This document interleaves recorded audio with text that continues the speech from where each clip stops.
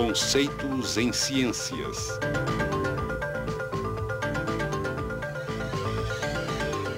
Eletromagnetismo. Teoria dos domínios. Esta bússola está respondendo ao campo magnético associado com o movimento de elétrons no condutor abaixo dela.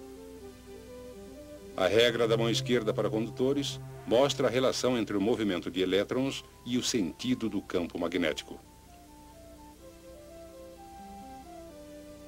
Com o polegar apontando no sentido do movimento dos elétrons, os dedos encurvados ao redor do fio indicam o sentido do campo magnético. Por outro lado, se o sentido do campo já for conhecido, a mesma regra pode ser usada para determinar o sentido do movimento dos elétrons. Como vimos nas experiências de Ørsted, uma agulha de bússola aponta no sentido do campo magnético ao redor de um condutor que conduz corrente. Assim, encurvando-se os dedos ao redor do condutor no mesmo sentido apontado pela agulha da bússola, o polegar nos dá a direção do sentido do movimento dos elétrons. Quando um condutor que conduz corrente é enrolado na forma de uma bobina, a bobina funciona como um ímã em forma de barra com um polo norte e um polo sul. A regra da mão esquerda para bobinas é usada para determinar qual extremidade da bobina é o polo norte. Com os dedos encurvados no sentido do fluxo dos elétrons, o polegar aponta para a extremidade norte da bobina. Como o campo ao redor da bobina é similar ao campo ao redor de um ímã em forma de barra, a bobina também pode ser usada para atrair objetos de ferro. Embora a bobina seja um ímã, ela é fraca demais para atrair muita coisa. Mas, se for inserido um núcleo de ferro na bobina, a intensidade do campo magnético aumenta muito e a combinação entre bobina e núcleo se torna um eletroímã. Esse potente eletroímã pode ser usado para atrair uma grande variedade de coisas.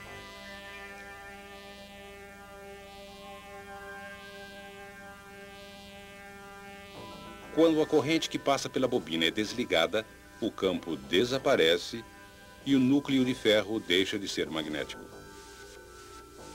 Mas o que existe de especial no núcleo de ferro que faz ele magnetizar e desmagnetizar quase instantaneamente? Por que é quase impossível magnetizar cobre? E por que metais como o aço, uma vez magnetizados, retêm seu magnetismo por muito tempo depois que a corrente é desligada? Para as respostas, temos que observar mais atentamente um átomo típico. Quase todo o átomo consiste de espaço vazio. Sua massa é concentrada em um pequeno núcleo carregado positivamente. Girando ao redor do núcleo, encontram-se minúsculas partículas carregadas negativamente, denominadas elétrons. Para seguir seu movimento, vamos representar as trajetórias dos elétrons por órbitas circulares. O movimento de um elétron ao redor do núcleo é muito parecido com o movimento de um elétron através de uma única espira de fio em uma bobina.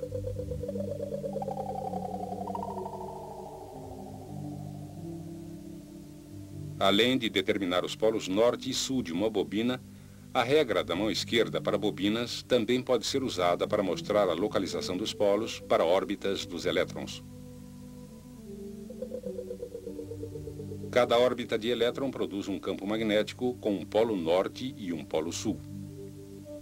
Entretanto, o movimento de todos os elétrons é tão ao acaso que os campos magnéticos tendem a se cancelar uns aos outros. Mas não pense que isto é tão simples. Além de se moverem ao redor do núcleo, cada elétron também gira sobre seu eixo, produzindo ainda outro campo magnético. Novamente, a regra da mão esquerda para bobinas pode ser aplicada para mostrar o sentido do campo magnético do elétron. São possíveis dois sentidos de giro, resultando em duas orientações de campo diferentes.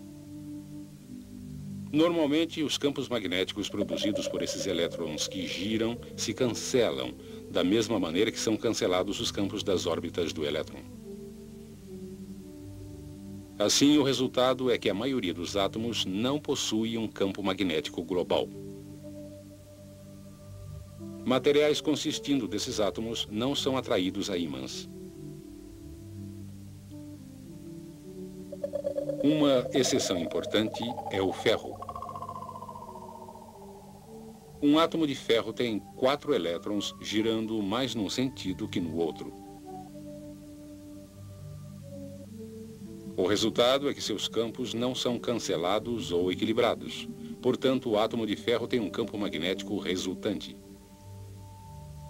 Entre os elementos comuns, somente 2 outros, o níquel e o cobalto, possuem átomos que são pequenos ímãs. Dizemos que esses átomos são ferromagnéticos. E os chamados dipolos magnéticos, significando 2 polos. Eles podem ser considerados minúsculas agulhas de bússola, apontando para o norte. Em materiais ferromagnéticos, esses minúsculos dipolos interagem, fazendo com que grandes aglomerados se alinhem no mesmo sentido. Um aglomerado de dipolos em que todos apontam no mesmo sentido chama-se um domínio. Normalmente, domínios têm largura de cerca de 1 milímetro e contêm milhões de átomos, com cada domínio apontando em um sentido diferente. Mas quando a barra é exposta a um campo magnético, os domínios que estão apontando no mesmo sentido que o campo crescem e tomam posse dos outros domínios.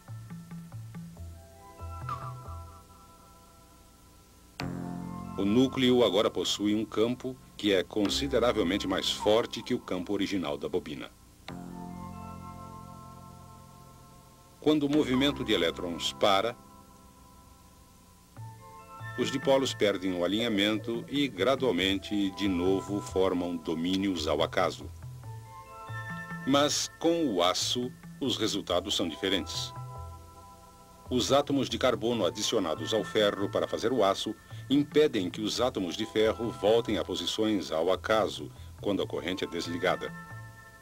O resultado é que a barra de aço permanece magnetizada. Se a barra for quebrada, o alinhamento dos domínios permanece o mesmo em cada metade. E assim, cada pedaço passa a ser um ímã com 2 polos. Se batermos repetidamente em um ímã, os domínios podem gradualmente sair de seu alinhamento. Aquecer um ímã a alta temperatura também faz os átomos saírem do alinhamento, transformando o ímã em uma barra de aço comum. Quando o metal resfria, os átomos formam um conjunto de domínios ao acaso.